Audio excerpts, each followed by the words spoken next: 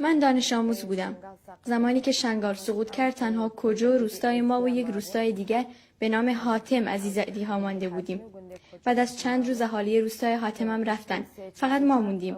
پس از خالی شدن روستای حاتم دور تا دور روستا پایگاه و ایست بازرسی گذاشتن. از ترس اینکه مرا به زوج به یکی بدهند گفتن که همسر دارم.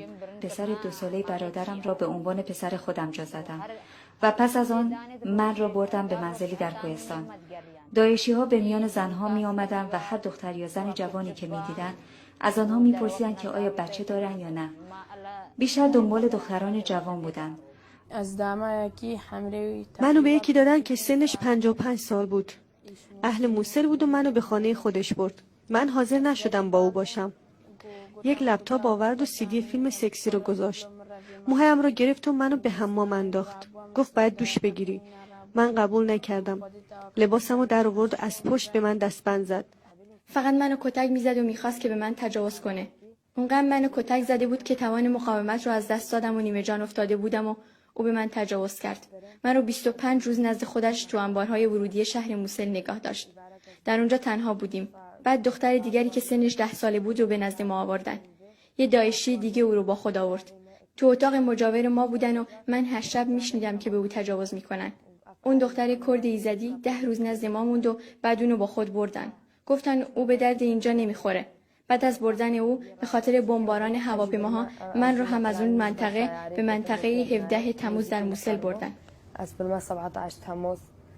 اول میخواستم خودم رو بکشم و پسر برادرم رو به امانت به آنها بدهم. ولی زنهایی که با من بودن قبول نکردند.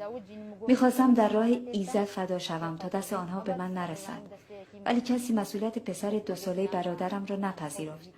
مجبور شدم با دست و وسیله دیگر با چرگیم رو بردارم. چون داعشی ها اگر در حین تجاوز میدیدند که من دخترم، پسر برادرم را از من میگرفتند. داعشی ها از کسی نمیگذشتند. خودم رابو خوشگچکانی خستم دستی خو. 2 ماه اسیر داعش بودم.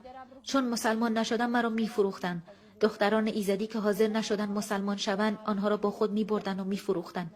حتی برخی از دختر بچه ها را که هنوز پریود نشده بودن برده و با آنها تجاوز میکردن و سپس به پایگاه می آوردن. میگفتن باید قلبا مسلمان شوید چون شما ایزدی ها کافرید. وقتی میگفتیم چرا این بلا را سر ما میآورید میگفتن این قانون محمد است و ما آن را اعمال میکنیم. شما کافرید و این حق شماست. دختران از من کم سنتر به مراتب در شرایط بدتری بودند. خیلی از دخترها خودکشی کردند ولی هر دختری که موفق به خودکشی نمیشد او را به پایگاه میبردن و هر داعشی که آنجا بود به او تجاوز میکرد. بعض دابا حکا گردبانو بیواد برنامه قرار حکا زیده 13 مقری دابا همو چونه با